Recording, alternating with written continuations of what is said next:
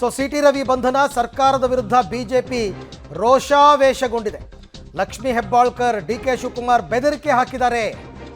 ಮನೆಹಾಳು ಕಾಂಗ್ರೆಸ್ಸಿಗರು ರಾತ್ರಿಯಿಡೀ ಪೊಲೀಸರಿಗೆ ಕರೆ ಮಾಡಿ ಡೈರೆಕ್ಷನ್ ಕೊಟ್ಟಿದ್ದಾರೆ.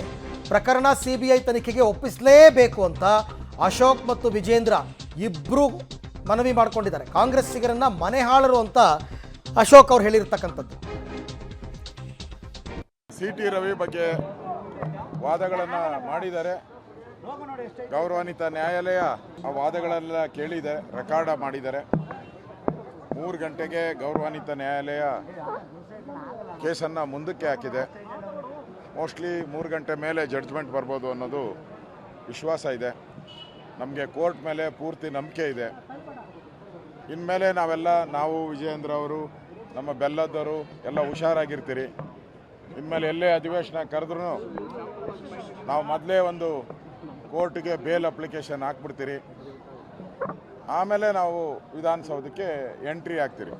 ಇಲ್ಲಿ ವಿಧಾನಸೌಧದಲ್ಲಿ ನಮ್ಮನ್ನು ಕರೆದುಬಿಟ್ಟು ಅರೆಸ್ಟ್ ಮಾಡೋಕ್ಕೆ ಕರೀತಾರೆ. ಇಲ್ಲಿ ನಮಗೆ ಟಾರ್ಚರ್ ಮಾಡೋಕ್ಕೆ ಕರೀತಾರೆ.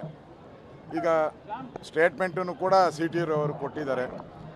ಅವರನ್ನು ಈ ರಿಮೋಟ್ ಪ್ಲೇಸಲ್ಲಿ ಜಲ್ಲಿ ಕ್ರಷರ್ ಇರ್ತದಲ್ಲ, ಭಾಳ ಪಾತಾಳಕ್ಕೆ ಹೋಗಿರ್ತದಲ್ಲಿ, 50 ಅಡಿ 100 ಅಡಿ ಎಲ್ಲ ಪಾತಾಳಕ್ಕೆ ಹೋಗಿರ್ತದೆ. ಅಲ್ಲಿ ಕರ್ಕೊಂಡೋಗಿ ನಿಲ್ಲಿಸಿದ್ದಾರೆ. ಅಲ್ಲಿ ಕರ್ಕೊಂಡೋಗಿ ನಿಲ್ಲಿಸಿ ಫೋನಲ್ಲಿ ಪೊಲಿಟಿಷಿಯನ್ಸ್ ಹತ್ರ ಮಾತಾಡ್ತಾ ಇರ್ತಾರೆ. ಅವರು ಏನು ಡೈರೆಕ್ಷನ್ ನೆಕ್ಸ್ಟ್ ಹೇಳಿದರೆ ಫಾರೆಸ್ಟಿಗೆ ಕರ್ಕೊಂಡೋಗಿದ್ದಾರೆ. ಫಾರೆಸ್ಟ್ ಏರಿಯಾದಲ್ಲಿ ನಿಲ್ಲಿಸಿದ್ದಾರೆ.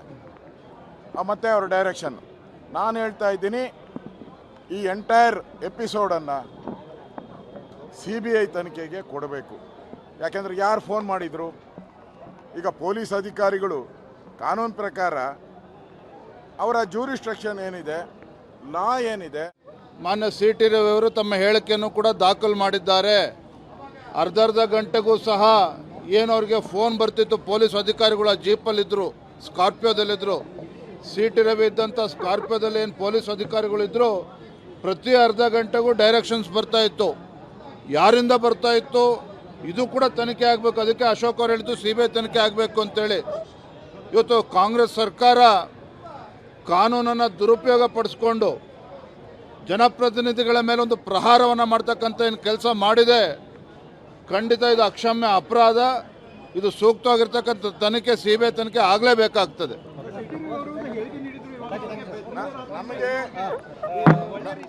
ಸಿಟಿ ರವಿಯವರು ನಾನು ಇಲ್ಲಿ ಭೇಟಿ ಮಾಡಿದಾಗ ಸಿಟಿ ರವಿಯವ್ರನ್ನ ಸೊ ಅಲ್ಲಿಗೆ ಬಿಜೆಪಿಯವರು ಈ ಹೋರಾಟವನ್ನು ರಾಜ್ಯಾದ್ಯಂತ ತೀವ್ರಗೊಳಿಸುವಂತಹ ಸಾಧ್ಯತೆಗಳು ಕಂಡು ಬರ್ತಾ ಇದೆ.